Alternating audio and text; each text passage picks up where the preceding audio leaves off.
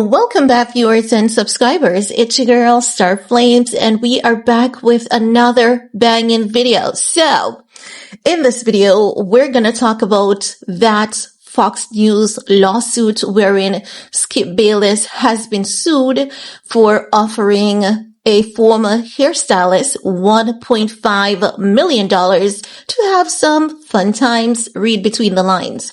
Now, in this lawsuit, the young lady who's suing, her last name is Faraji, and it's a class action lawsuit. So she's suing not just for herself, but some other staff or former staff of Fox News.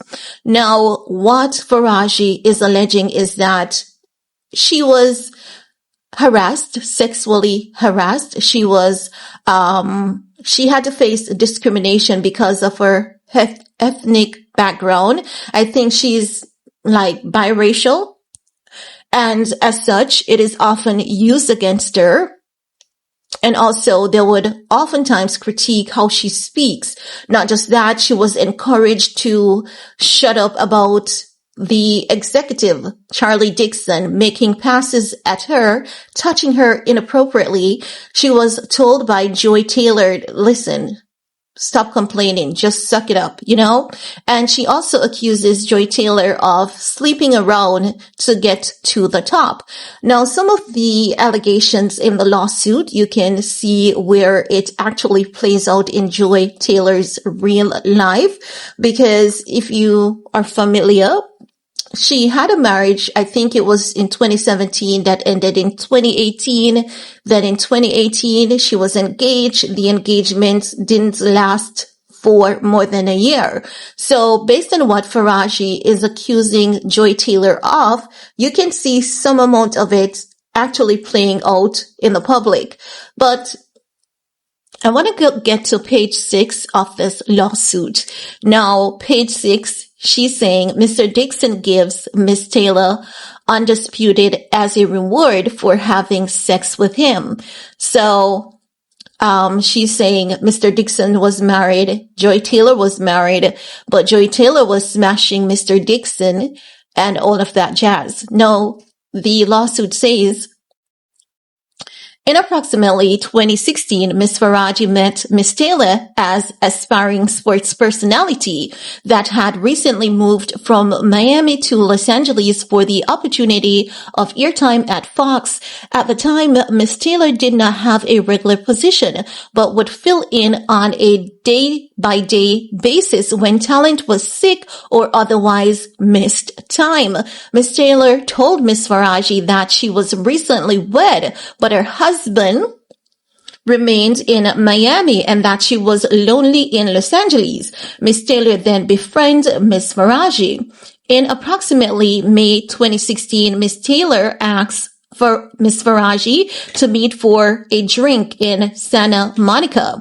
When Ms. Faraji arrived, she found Ms. Taylor with an older man, Fox Sports Executive Vice President of Content, Mr. DIXON. They're talking about Charlie DIXON. Now, they're saying as Executive Vice President, Mr. DIXON is responsible for overseeing all content and production on FS1. So he's talking about Fox News. No, she's saying Fox Sports, sorry. Miss Faraji, however, did not know Mr. DIXON. When Mr. DIXON went to buy them another round of spicy margaritas, Miss Faraji asked who he was. Miss Taylor responded that he was just a friend following that night. Whenever Miss Faraji would meet with Miss Taylor for drinks or food, Mr. DIXON would either arrive with Miss Taylor or he would show up later in the night and leave with Miss Taylor. He would always buy rounds of drinks and or food from their body language. Miss Faraji suspected that the pair were sleeping with each other. And although this concerned Miss Faraji, she knew Miss Taylor was recently married. Miss Faraji kept her opinions to herself. In approximately June 2016, while at work, Miss Faraji noticed Mr. DIXON in the elevator. Surprised by the coincidence, Miss Faraji found Miss Taylor and told her excitedly. "The guy who always buy our drinks was in the elevator." Miss Taylor quickly silenced Miss Faraji, explaining who he was. Miss Faraji became alarmed and warned Miss Taylor that such a relationship was unsafe. Miss Taylor told her not to worry about it. Miss Faraji continued to be friends with Miss Taylor, but tried to distance herself as she considered the situation dangerous as well as morally wrong, as Miss Taylor and Mr. DIXON were both married. 2016. Now, in approximately July 2016, word spread amongst Fox employees about a new show that was going to be a big deal, as it would star Mr. Bayless and Shannonsharpe, Mr. Sharpe. It was known that Fox was looking for a woman with significant TV experience to also star. Therefore, it came as a surprise when Fox announced that Miss Taylor, who was a bartender and a radio host in Miami with very little TV experience, would be the moderator on the new show. A sports debate program, Skip and Shannon, Undisputed. Mr. Bayless later disclosed to Miss Faraji that he did not want Miss Taylor on the show, but Mr. DIXON was adamant that Miss Taylor should star. At first, Mr. DIXON arranged a dinner between Mr. Bayless and Miss Taylor, where she arrived in a provocative clothing and acted in a provocative manner. When that did not change Mr. Bayless' opinions of Miss Taylor, Mr. DIXON asked him to approve of her as a favor to him. Reluctantly, Mr. Bayless agreed to do so as a favor to his friend. Around August 2016, Miss Faraji attended a dinner with Miss Taylor and her husband, and Mr. DIXON and his wife. During the dinner, Miss Taylor's husband became suspicious that Miss Taylor and Mr. DIXON were having a sexual relationship. Soon after the dinner, Miss Taylor's husband found evidence of the inappropriate relationship and divorced Miss Taylor. So, you can literally see that portion of the divorce playing out publicly. In approximately September 2016, Undisputed started. Miss Taylor requested Miss Faraji to do her hair. In approximately November 16, after not allowing anyone to touch his hair, Bayless also requested Miss Faraji to do his hair. Now, we are on page 7. It says Mr. DIXON gropes Miss Faraji after putting her on Undisputed.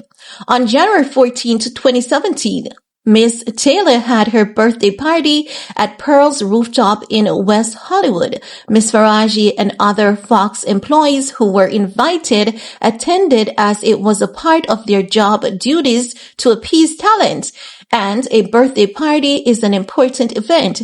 As usual, Mr. DIXON was heavily drinking, buying drinks for everyone on a Fox credit card, and blustering that everything purchased was on Fox dime. As Miss Faraji was standing near the bar facing the crowd, Mr. DIXON approached her. He asked the bartender for a drink and then placed his arms on Miss Faraji's lower back. He asked how she was doing, if she was having fun, and if she wanted a tequila shot. Miss Faraji felt very uncomfortable by his unsolicited touching and responded, "No, thank you." Mr. DIXON then moved his hand lower and started rubbing her body and grabbing her buttocks. Miss Faraji was mortified but quickly thought to fake an incoming call to escape from the situation. Miss Faraji did not know who to turn to, but as she knew Miss Taylor was sleeping with Mr. DIXON, she turned to her. Surprisingly, Miss Taylor responded to get over it and explained that she herself only had her job because of Mr. DIXON, and that Miss Faraji only had her job because Miss Taylor requested her. She warned that Mr. DIXON could take both away. Miss Faraji was terrified and then turned to her co-worker, Anonymous. So that person is not mentioned. Now, Anonymous, to discuss the situation, Anonymous responded that Mr. DIXON was disgusting, that the entire situation was sick, but that it wasn't shocking given Fox culture, and that Miss Faraji should remain quiet if she wanted to keep her job as a single mother who needed the job to support her son. Miss Faraji had no choice but to remain silent. 7 years later, in 2023, Miss Peretti told Miss Faraji that she did not like her or anything about Undisputed. Miss Peretti expanded that she had already scheduled someone for here on Undisputed when Mr. DIXON called her and told her that she must put Miss Faraji on Undisputed full. In order to protect their identity and prevent retaliation, we refer to several different individuals anonymously in this complaint, defining individuals as anonymous in each case. Time. Miss Peretti told Miss Faraji, "I didn't like that. That's not how things should be done." Miss Faraji was stunned and devastated as she prides herself on her work and earning her accolades. Later that day, while thinking about her career, she was angry that Miss Peretti succumbed to Mr. DIXON's request, as it gave Mr. DIXON the feeling that he could grope her for giving her a job. Now, it says Mr. DIXON gets rid of a female talent member for refusing to have sex with him. Several years into Miss Faraji's tenure at Fox, a female talent member, Anonymous, hired Miss Faraji to do her hair at her house for an award show. Anonymous asked that Miss Faraji meet her for lunch first. There, Anonymous told Miss Faraji that she would no longer be with Fox, as Mr. DIXON told her that she would need to have sex with him if she wanted to renew her contract, but she had refused. Anonymous further conveyed that Mr. DIXON was doing this to other women talents. Wow. She should warn Miss Taylor to be careful, and a talk show host had recently reported Mr. DIXON. Following the lunch, Miss Faraji called Miss Taylor to convey what Anonymous had stated. Miss Taylor responded that no one gives a F about Anonymous or the talk show host who had reported Mr. DIXON. Miss Faraji later observed that Miss Taylor's remarks appeared accurate, as no action were taken to address the concerns raised. If it was not already apparent, it became even more clear that Fox enabled high-ranking individuals to abuse their authority, exerting undue control over female talent and employees.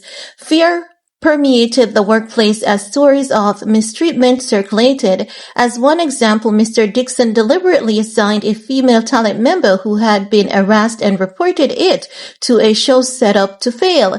When the show inevitably failed due to his sabotage, he used its failure as justification to terminate her employment. In another instance, a co-worker who frequently cried in the hallway due to relentless sexual harassment was fired just 1 week after reporting it. These repeated incidents reinforced an atmosphere where speaking up seemed futile and dangerous.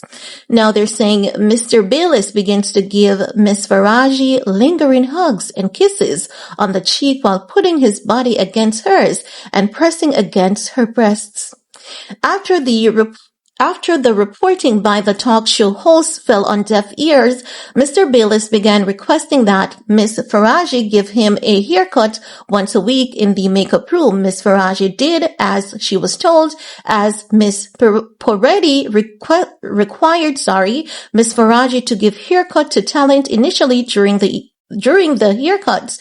Mr. Bayless would discuss his life, his work at Fox, and other innocuous matters. However, soon after the weekly haircut started, Mr. Bayless began finding excuses to touch Miss Faraji. He would give her lingering hugs after each haircut, putting his body against her own, pressing against her breast. He then began to kiss her on her cheeks. Miss Faraji was uncomfortable by the physical contact and would make excuses to leave right after the haircut. I need to pick up my son from school. In approximately summer 2017, while Miss Faraji was giving Mr. Bayless a haircut, he told her that she was voluptuous, as English is her second language and she was not familiar with the word. Miss Faraji asked what that meant. Mr. Bayless seemed amused and told her to figure it out. Miss Faraji later asked a co-worker what the word meant and was mortified. Mr. Bayless then started being more aggressive and direct in his advances. Miss Faraji continuously declined, stating that she did not date at work as she is a single mom and needed her job. Miss Faraji was terrified and then turned to her co-worker to discuss the situation. The two decided that Mr. Bayless was a powerful man and Fox protected powerful men. Mr. DIXON's actions were openly known but ignored. It would only be to her detriment to report the issue. The two decided that Miss Faraji needed to be kind towards Mr. Bayless or risk her job as a single mother who relied on her job to support her son. Miss Faraji felt she had no choice. Now we are at F. Miss Faraji has her hours cut after going on medical leave. In approximately November 2017, Miss Faraji hurt her back at work, couldn't move for nearly 40 days and received workers' compensation. In approximately December 2017, when Miss Faraji returned from her leave, she was not provided her full-time schedule and learned from a co-worker that Miss Poretti had promised her shifts to someone else. Miss Faraji called her union to help. Her union informed her that Miss Poretti actions would be illegal under the law. Miss Faraji then called Human Resource, who confirmed that she was entitled to her pre-leave schedule. On January 5th, 2018, Miss Poretti called Miss Faraji into her office. When Miss Faraji arrived, an individual from Human Resources was present, and Miss Poretti was falsely complaining that Miss Faraji did not want her full-time schedule. Miss Faraji grew upset, explained that she did want her full-time schedule and further explained that Miss Poretti had been treating her poorly for years. Now we are on page 9 of 42. Depending on how this video does, I will continue on to page 10 to, I would continue from page 10 to maybe page 20 and then onwards, depending on the response. Because if no one is interested, I don't see why I should do it, because I'm making these videos for you guys.